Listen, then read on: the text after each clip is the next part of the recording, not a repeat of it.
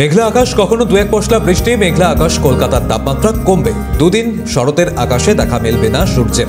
এ বিষয়ে আরো বিস্তারিতভাবে জানবো। শুভজিৎ দে প্রতিনিধি সরাসরি আমাদের সঙ্গে রয়েছেন। শুভজিৎ, আবহাওয়া দপ্তর সূত্রে কি জানতে পারছো? পুজোতেও কি বৃষ্টি?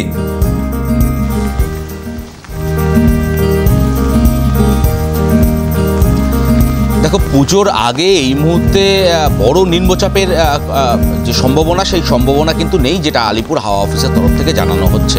একই সঙ্গে আজ এবং আগামীকাল এই দুদিনই কিন্তু বৃষ্টিপাতের সম্ভাবনা রয়েছে শহর কলকাতা ছাড়াও দক্ষিণবঙ্গের জেলাগুলিতে। আমরা সকাল থেকেই দেখতে পাচ্ছি মেঘলা আকাশ, এবং শহর কলকাতা এই মুহূর্তে বৃষ্টি শুরু হয়েছে। কোথাও মাঝারি বৃষ্টিপাত হচ্ছে, কোথাও হালকা বৃষ্টিপাত হচ্ছে।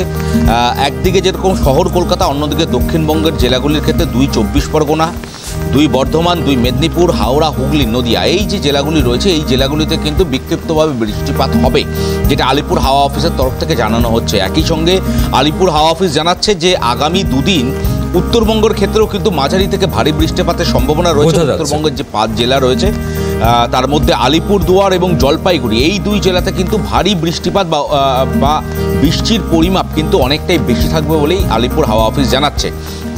একই সঙ্গে তোমাকে জানিয়ে রাখি, দার্জিলিং, কালিম্পং, শিলিগুড়ি এবং জলপাইগুড়ি, দক্ষিণ দিনাজপুর এবং কোচবিহার, এই যে জেলাগুলি রয়েছে উত্তরবঙ্গের, এই জেলাগুলির ক্ষেত্রে কিন্তু কোথাও কোথাও মাঝারি বৃষ্টিপাতের সম্ভাবনা রয়েছে। আবার কখনো কখনো বোঝা যাচ্ছে। শুভজিৎ, আপাতত ধন্যবাদ।